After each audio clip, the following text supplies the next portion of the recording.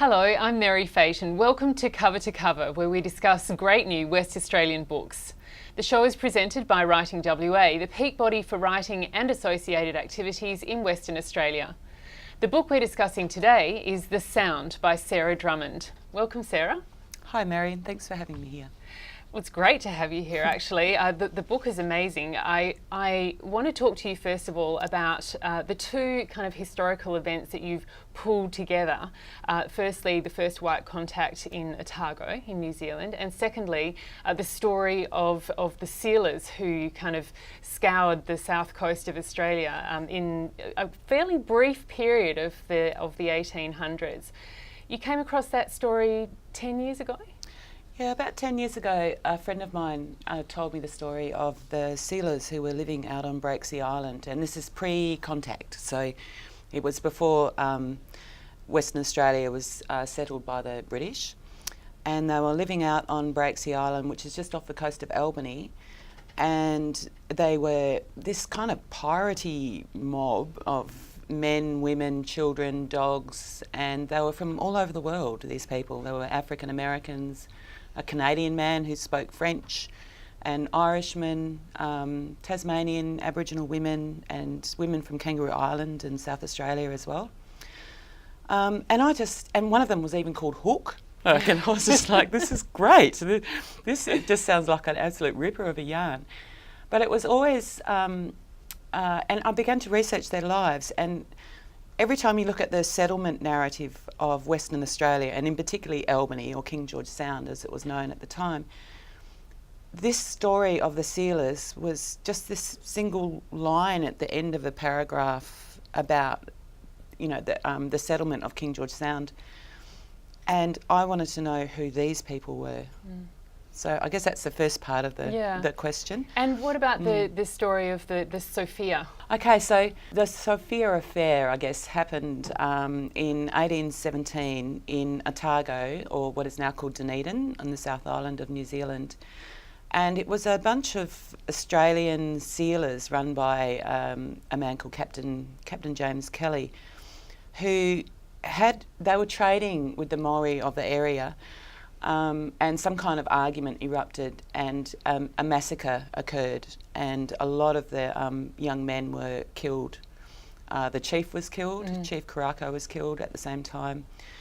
And they, the Maori were attacking the Sofia as well, so it was sort of a bit of back and forth, but obviously the Australians had gunpowder, which sort of settles the story, as usual, as often happens. After that, the crew on board the Sofia took these cross-cut saws and cut all of the men's waka in half, their canoes in half, disabling a navy, as they put it, which was interesting, and then set fire to the whole village. So I placed the main protagonist, William Hooke, whose Indigenous name is Heterotopia, into that place because I wanted him for his formative experience to be that of, I guess, invasion and conflict, and he takes that with him across the Southern Ocean to King George Sound, where he experiences the same thing, except for that he's a perpetrator this time instead. And so he is actually a real person, but that he didn't actually. You've placed him into that story fictitiously. Tell me what you knew of William Hooke himself, or Wiremu Hooke himself, and why you decided you wanted him in this story. Okay, so there's a primary text that I've based this whole novel from, and it's the statement that William Hooke gave to Major Edmund Lockyer, who arrived in Albany on the Amity, and that whole settlement narrative, founding of Western Australia and all that kind of stuff. But when Lockyer turned up, he sort of waded into this kind of blood feud between the local Noongar people, the Meneng Noongar people, and the sealers, the sealers had been abducting women, they'd murdered a man on Green Island.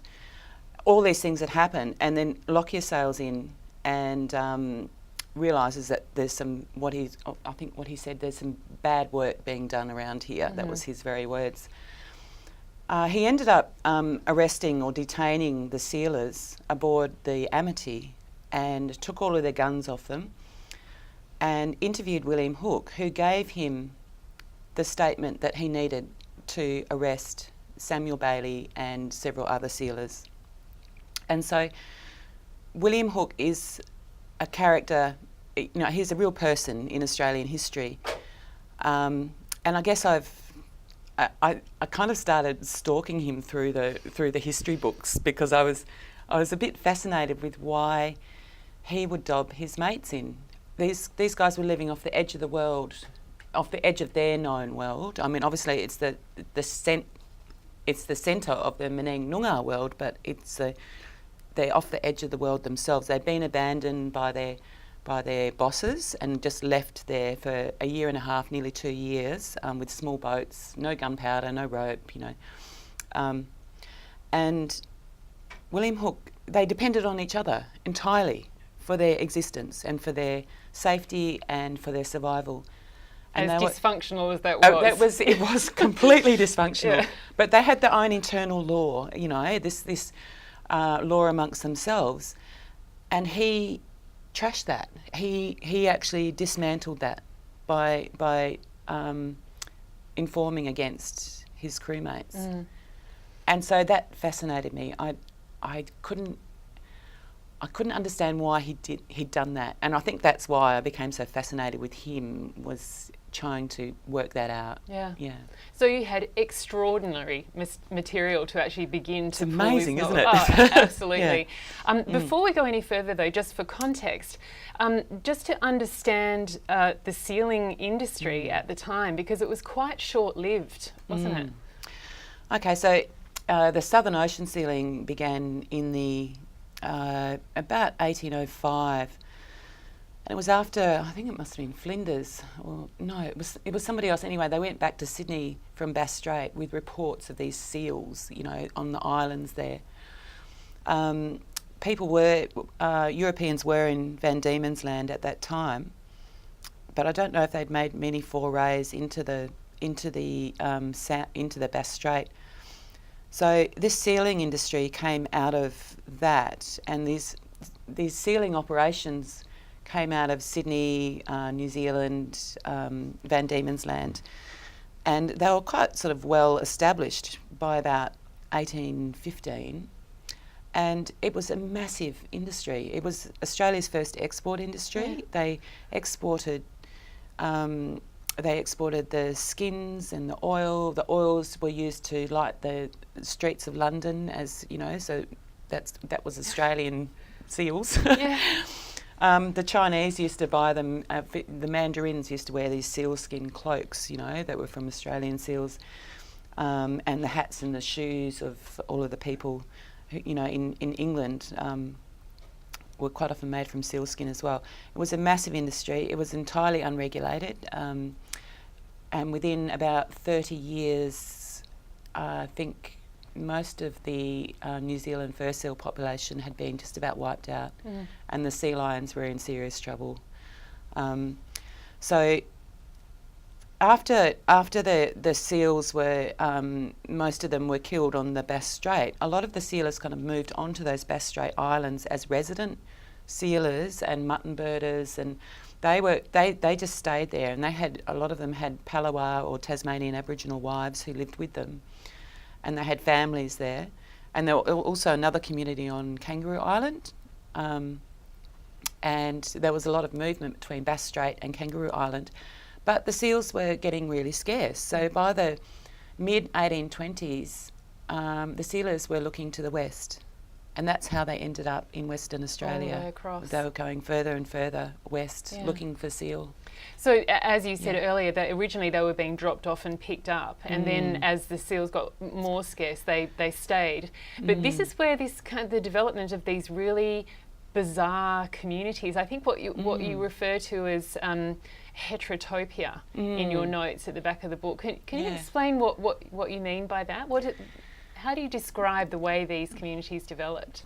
The heterotopia, I guess, is probably more of the boat. And the heterotopia is the idea that it's a community, it's a society that lives within itself, And Foucault, the French theorist, he really describes it as places, for example, like asylums, hospitals, cemeteries, places where, or prisons. Prisons are a classic heterotopia where you don't actually need to go outside of that for anything that you need. And so within that exists a different set of rules for living that is exactly within that community.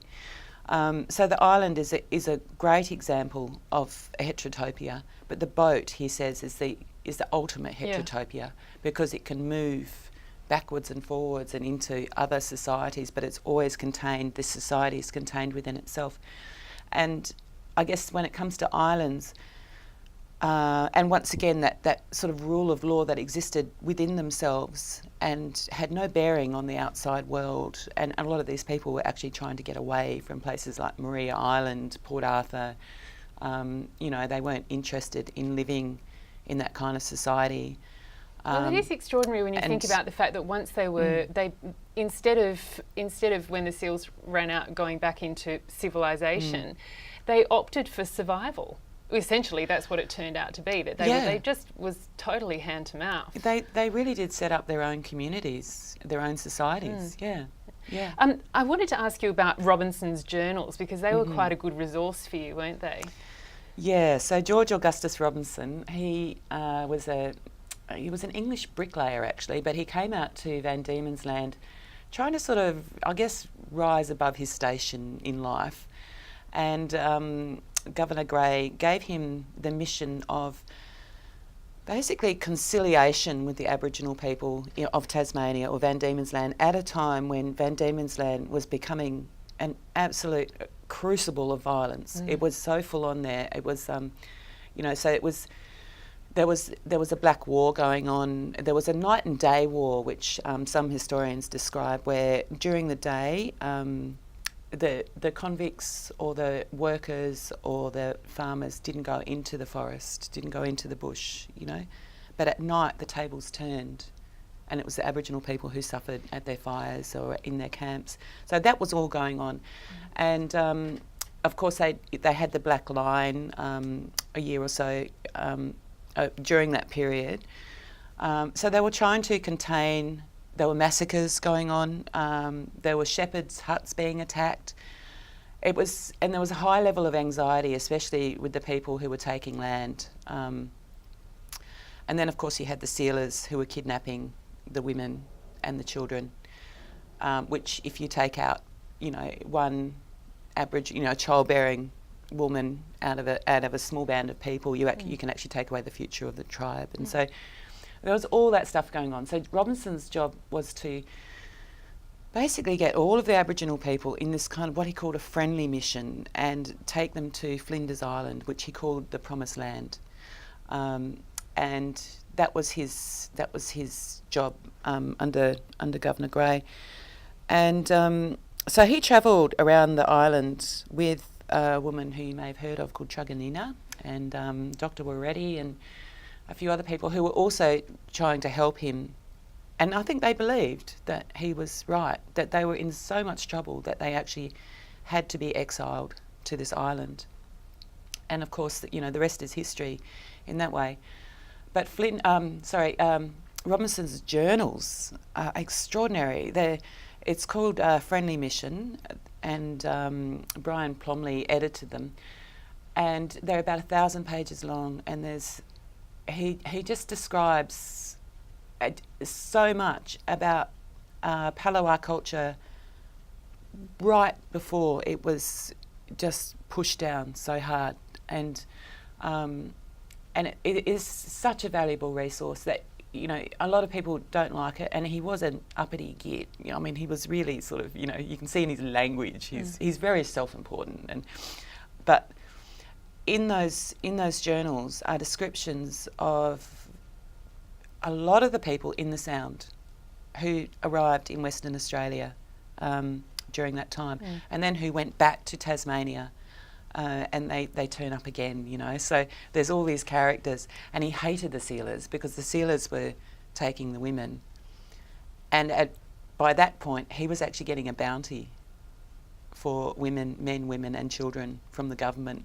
So he was competing with the sealers as well. So there's all this stuff going on. It's fascinating, yeah. You talked to me about, in writing The Sound, about wanting to avoid the white man's narrative on this story, and to really give voice to the silent voices of, and particularly in this case, I think the women in these stories who are so profoundly important. You've talked about how they suffered at the hands of the sealers, but they had all sorts of kinds of relationships with the sealers, didn't they? Yeah, the sealers, they were interesting relationships, and if you look at the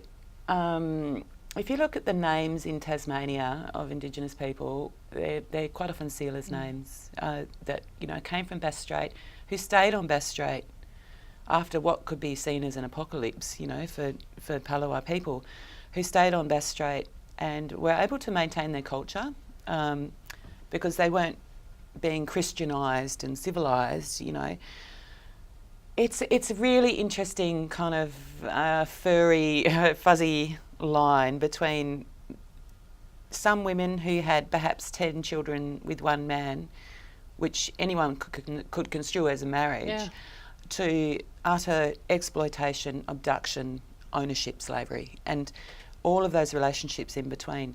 But the women were incredible. They were very resourceful. And the women who were with the sealers generally maintained their culture through dance, so they still had their dance. They developed new dances and new songs, one in particular, the Devil Dance, which was specifically related to, it was specifically sung by the Taieri Law, who were what they called themselves the Island Wives. So they developed new songs, new dances, and they maintained their diet, and they kept hunting. And the sealers referred to them as the worthies. The worthies, Why was that? Because they were worth their weight in gold. And the sealers, I remember in one of the journals where they were talking to the French who were in King George Sound, and they just said, we could not survive without them. We couldn't have survived without these women with us.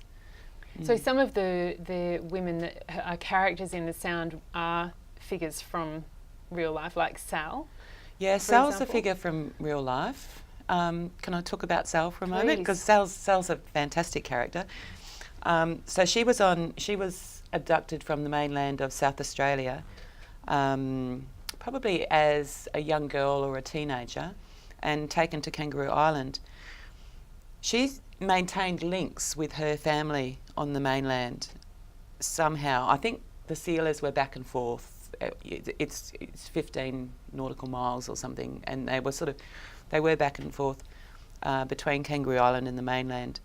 So she came over to Western Australia on one of these sealing operations where they came over on schooners. The owners of the schooners dropped them off in small boats and then took off up to the Timor Sea, where he promptly tried to sell his boat. He'd gone broke or something, and so so they were abandoned. They were left there. Yeah. And 18 months later, Lockyer turns up, and so Sal stayed in the settlement for a month or so, I think. And Lockyer was trying to get rid of these sealers. He was trying to get them out because they were quite a disruptive influence. Obviously, they had been already, but also they wouldn't work, because they considered themselves free men. They weren't convicts. Yeah. So he had to ration them as well. So he's constantly trying to get these people to pick, because there's ships going back and forth all the time. Go home. Yeah, go away.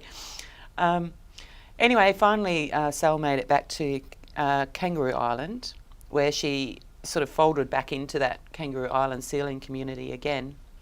And then several years later, there was another commandant in Albany. So before, while it was a military outpost, Albany was run by these guys called commandants and the fourth one, I think it was the fourth one,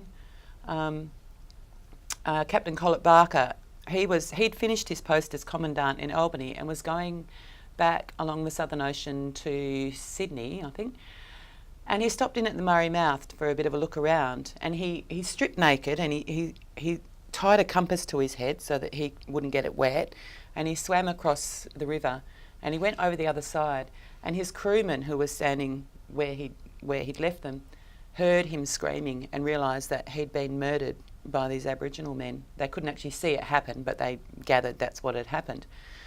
They weren't about to swim over there, and no. These Aboriginal men probably thought he was a sealer, because they obviously had numerous attacks on their shores, on their women and on their men. So they got back in their boat and they went over to Kangaroo Island, and they spoke to the sealers and they said, "Can you help us? We think we've just lost our commandant." And the sealers said, "Yeah, I've got someone who will help you out," and it was Sal. Yeah. And of course, the guys from King George Sound knew her. They remembered her from when she was in the camp. They're like, "Right, Sal, okay." So she took them back over to the mainland, took them to the tribe where the men actually confessed to murdering the Commandant Barker, and she negotiated this whole thing. She was very skilled at that sort of stuff. Yeah, she's a very powerful She's figure in the book. She's very brave as well, and clever. And yet, I mean, there's that kind of character and that kind of place that Sal was able to take. But on the other hand, many of the women were completely exploited, and you know, there are certainly and you know, there's some pretty rough stuff in here, including pedophilia and all sorts of the true horrors that really kind of reflect the strange darkness of the kind of people who ended up in that place. One of the things that I loved, still talking about the women though, was Dancer. There's a scene where Dancer is actually in the water and then realises there's a shark there, and how she goes about evading the shark, which is to swim deep, not make any bubbles, and hide. I mean, she does get hurt a little bit in that scene, but I must say that when I read it, I thought, how did you know? Where was that in your research? That was actually in Robinson's journals. He was describing what one of the women had said to him about they'd been diving, because these women were amazing divers. They were fabulous divers, and they used to dive for abalone, which they called muttonfish, I think, at the time, and crayfish and everything. And they, so that's what they used to do. Obviously, you're in Tasmanian waters. There's kind of a few big Noahs around, and so they'd swim down underneath the shark, because if they were underneath the shark couldn't see them. If they were above the shark, obviously, the shark could see them. So they'd swim down underneath the shark, and then they'd cover themselves with kelp, with the bull kelp, and they'd just lie there and hold their breath till the shark went away. Yeah. There's little bits and pieces like that are deeply fascinating about within this book. And the other thing I think about the women was that you really wanted to avoid the women in refrigerators narrative arc, and that you needed to find a way for, I guess, for women not to be rescued in this book by a strong male character. Yeah, I guess there's the gender idea, and then there's also the race idea as well, of the sort of white man's burden that I was kind of having to deal with as well.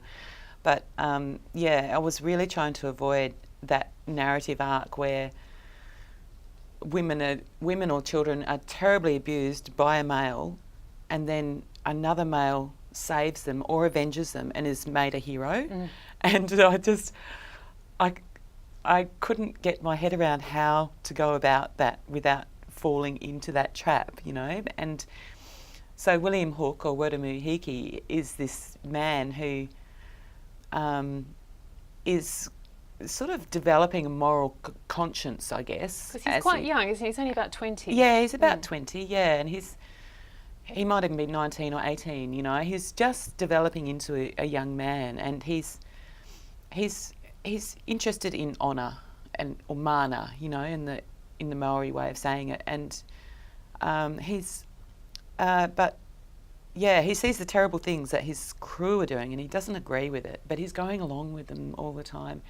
And I'm thinking, I can't just have him just swoop in and save these girls after he's obviously aided and abetted them the whole time. It's just a tricky way of sorting all of that out in my head while I was writing. Yeah, it's difficult. As we've already alluded to, there are some very dark characters, some very dysfunctional characters in this book, and I wondered, as a writer, what was it like to have to inhabit the minds of these characters, you know, over an extended period of time to understand them as deeply as you needed to? It was awful. I think I got to one point because when I first started researching it, and like I've said before, it just seemed like this piratey, lovely story, you know, a rollicking, not a lovely story, but just a So much potential. So much potential as this sort of treasure island, you know, of the South Seas and that kind of thing. And one of the guys was called Hooke, and I'm like, goodness. And then I began researching it, and by then I was committed, really. And I began researching the women and the children and what had happened to them, and realised that I had to commit to this story now, and I had to commit to the emotional aspects of it because it's fiction, yeah? Mm-hmm. And fiction is committing to the emotional person, I guess, and empathy, and not creating empathy, but allowing that the reader's empathy with these characters. And I've likened it before to a form of channeling, really. And I know that might sound a bit left off centre, but you really have to kind of open your mind up to allow these voices to come in. Mm. So spending a lot of time working out how a man can openly kidnap a 7-year-old child and take her to an island for his own use is how do you work that out? You know, I mean, how do you find his voice? How do you make him authentic? And I'll tell you what, I reckon he is authentic because whenever people ask me about Samuel Bailey, they shudder, and I go, "Oh, I've got him." Mm. But I suffered through that because I literally, not literally, that's bad use of the word. I had him camping in my head for about 6 or 7 years, this guy, and trying to divine his motivation. And got to a stage where I began to feel quite damaged. I was having nightmares at night, what I call my predator dreams, which are these kind of awful dreams where I just wake up. A story about. I wrote an essay called Predator Dreams about this whole process because it happened over about a week. I just went, what is going on? I'm really suffering here, and I didn't actually like it. I didn't actually equate it with writing the book at all. Yeah. Needed help to discover that. I did. So I went and saw a counsellor, and then I went and saw a Noongar elder, and then I went and saw a psychic healer. Wow. So all these people in 1 week, and had all of these sort of amazing experiences, and realised that, and once again, this sounds a bit left off centre, but it was like I was waking them up, and they didn't want me, they didn't like what I was doing, you know, and that's why I felt I was feeling like I was being attacked, I think. Mm. And once I realised that, I was able to kind of go, okay, no, I'm not being attacked. It's okay. I know what's going on now. And I was able to go back to writing again, which was fantastic because I don't think I'd written anything for about 9 months. I was terrified of going near it again. I just didn't want to go there. Yeah. One of the things that you write beautifully of is the landscape itself. And I know that this area, King George Sound, is your place. And in fact, there's a walk that Hooke takes at one point that you've done. I imagine you walking through this space, describing it to yourself as you go through, because it's so vivid the way you portray it. But tell me, what's so magical about this place for you? Waichinikapa is just extraordinary. I've written lots of stories around the Waichinikapa area. It just seems soaked in some kind of ancient history and really present history and presences as well. It's magical. The time when I did walk through there, I was kind of stumbling through prickly hakea bush most of the time and going, William Hooke would have taken the Noongar roads. You know, there would have been Noongar roads through here back in those days. There's none now. And camped in a few caves up there, and it was a beautiful experience. I think there's one scene in there where he thinks that someone's shooting at him at night, and that was an experience that I had, was lighting a fire on a flat piece of rock, and then suddenly bam, like this. I'm like, what's happened? And the rock face had just, obviously because it was hot, it had just cracked, and all these sparks went everywhere, and So things like that, obviously I use my own experiences in my writing, yeah. I have to ask you about a West Australian book that you recommend, and the one that you're recommending is also vividly describes the place of Western Australia. Yeah, it was funny actually because I was thinking of, there's so many West Australian books that I just absolutely love. So I did mention Randolph Stowe's To the Islands, which I've just read recently. When that comes to place and language, it's magnificent. But the one that I wanted to bring up today was The Ballad of Moondyne Joe, and it's by John Kinsella and Niall Lucy. And it's a really interesting foray into landscape and history. Sort of brings in poetry, so a lot of Kinsella's poetry, history, and Niall Lucy used to sort of do a bit of cultural theory, I guess. So it's an interesting kind of mix of all of these different aspects about this legend, you know, this legendary man who was a legendary escape artist. And I just really like that book. It's one that I wasn't aware of, so I'm really looking forward to delving into that one. Sarah, The Sound is such a magical read. Thank you so much for writing it, and congratulations. It's been, you know, a real challenge for you, I think, on a personal level as well. Is there appetite for more writing? I'm going to write a romantic comedy. No, I'm not sure. I'm sort of going towards the romantic comedy because I'm thinking I've had enough of the darkness now. I'm just going to write something a bit lighter. I'm doing a lot of sort of landscape writing now as opposed to seascapes, which my last two books were more seascapes, so that's kind of interesting. We'll look forward to it. I think people will definitely have an appetite for your work after reading The Sound. Congratulations, and thanks for being with me today. Thank you, Meri. Thank you. If you don't have a local bookshop where you can buy the books we feature, then you can buy them from Crow Books in Perth. By special arrangement with Writing WA, mention the code cover to cover when you place your order by phone, and you'll get the postage free. We love hearing from viewers with feedback about the show. We especially love hearing from book clubs who meet to watch the show together. If your book club is interested in a particular genre, then please get in touch to send us that feedback. Prior to the broadcast of each new episode, Writing WA sends out extensive information about the featured book to book clubs. To sign up for this, see the subscribe section of our website. Join me next month to meet Nicole Sinclair as she discusses her new novel, Bloodlines. Set partly in the Wheat Belt and partly in Papua New Guinea, the novel tells two interwoven stories of love and the bonds within community and family. Thanks for joining me again this month, and thank you again, Sarah, for being part of Cover to Cover.